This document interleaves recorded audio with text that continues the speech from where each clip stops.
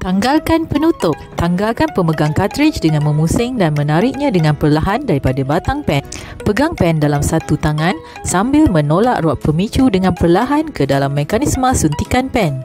Ambil kartridge dari paknya dan periksa labelnya untuk memastikan anda mengambil insulin yang betul dan belum tamat tarikh lupus. Tunggu sehingga kartridge mencapai suhu bilik sebelum menggunakannya. Masukkan bahagian keluli kartridge ke dalam bekas kartridge dahulu. Putarkan batang pen kembali ke pemegang kartridge sehingga kedengaran bunyi klik. Golekkan kartridge di antara dua tapak tangan anda dalam posisi melintang sebanyak 10 kali. Kemudian, dirikan kartridge secara menegak dan goncangkan ke atas dan ke bawah sebanyak 10 kali. Pastikan insulin berwarna putih keruh sekata. Jika tidak, ulangi 2 langkah sebelum ini. Ambil jarum pen yang baru. Tanggalkan pengedap pelindung dari penutup jarum pen. Jangan keluarkan jarum menggunakan tangan anda. Skrukan jarum pen sepenuhnya ke pemegang kartridge. Untuk mengelakkan jarum pen terjatuh atau bengkok, pastikan jarum pen lurus semasa dipasang. Tanggalkan penutup luar jarum pen dan simpan untuk kegunaan lanjut. Tanggalkan penutup dalam jarum pen dengan berhati-hati dan buangkannya. Titisan insulin mungkin terlihat di hujung jarum pen. Penyediaan pen insulin harus dilakukan sebelum setiap suntikan untuk memastikan kartridge insulin tidak mengandungi gelembung udara dan pen insulin boleh menyampaikan dos. Pegang pen insulin dengan hujung jarum pen menghala ke atas.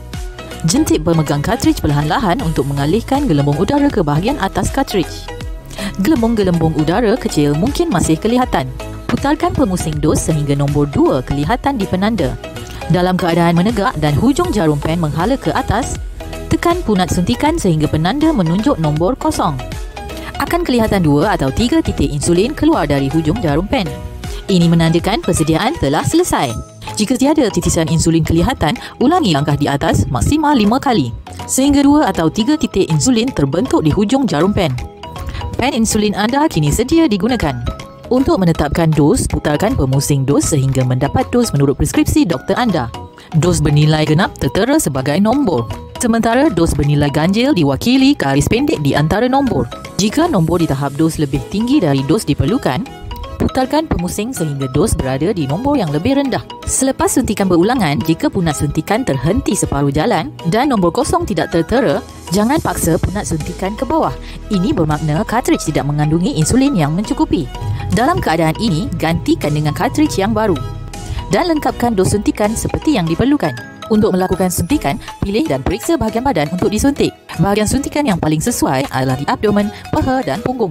Belakang lengan juga sesuai untuk disuntik. Pegang jarum pen pada sudut 90 darjah dan masukkan keseluruhan jarum ke dalam permukaan kulit. Tekan punat suntikan dan pastikan jarum pen terbenam dalam kulit selama 10 saat. Ini adalah untuk mengelakkan sebarang kebocoran. Setelah jarum pen menembusi permukaan kulit, jangan ubah posisi pen insulin untuk mengelakkan jarum pen patah atau terperangkap dalam kulit. Keluarkan jarum pen dari kulit dan tutup jarum pen menggunakan penutup luar dengan berhati-hati. Jarum pen terpakai tidak harus dibiarkan masih bersambung dengan pen. Ini boleh menyebabkan udara atau pencemaran meresap masuk ke kartridge atau kebocoran insulin yang boleh menjejaskan ketepatan dos-dos seterusnya.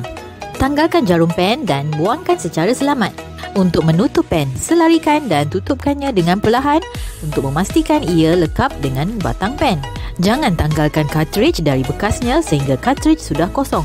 Simpan pen insulin anda di tempat yang selamat pada suhu bilik sehingga digunakan semula. Ingat, untuk setiap suntikan, gunakan jarum pen yang baru. Semasa penggunaan susulan, ikuti semua prosedur seperti yang diterangkan kecuali memasukkan kartridge insulin. Tanggalkan penutup pen, campurkan insulin keruh, sambungkan jarum pen. Sediakan pen untuk suntikan. Tetapkan dos anda. Suntik. Buang jarum pen terpakai dan simpan semula pen secara selamat pada suhu bilik. Memandangkan insulin perlu kerap disuntik, menyuntik di tempat yang sama boleh menyebabkan deposit lemak berlebihan.